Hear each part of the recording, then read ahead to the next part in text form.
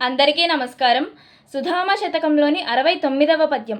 మనవశమున లేకున్న భవనము మర్చలి తెరచాప భయనింపమే జీవనమందెటె దుఃఖంబొదవ నెటులో త్వరబట్టు మోక్షపథము సుధామ.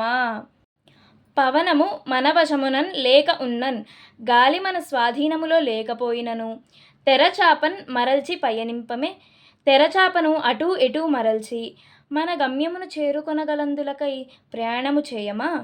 జీవనమందున్ ఆటే, జీవనమునందు ఆ విధముగానే దుఃఖంబు ఒదవన్.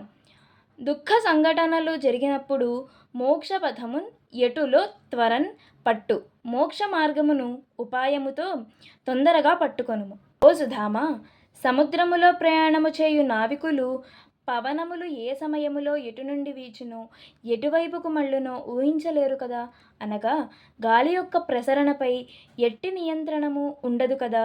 అయినప్పటికీ తెరచాపలను అటూ ఇటూ మరల్చుచు వారు ఓడలను తమ తమ గమ్యములకు చేర్చగలుగుతారు. అదే విధముగా జీవితములో మన వశములో లేని ఎన్ని కష్టములు దుఃఖములు ఎదురైనా, లేక క్రోధావేశములు అను తీవ్ర కెరటములు అలజడిని కలిగించినను, మోక్ష మార్గము అను తెరచాప కట్టిన నావపై మన గమ్యమైన పరమాత్మతత్వమును చేరుకొనెదము సుమా. ఇది ఈ పద్యం యొక్క భావం.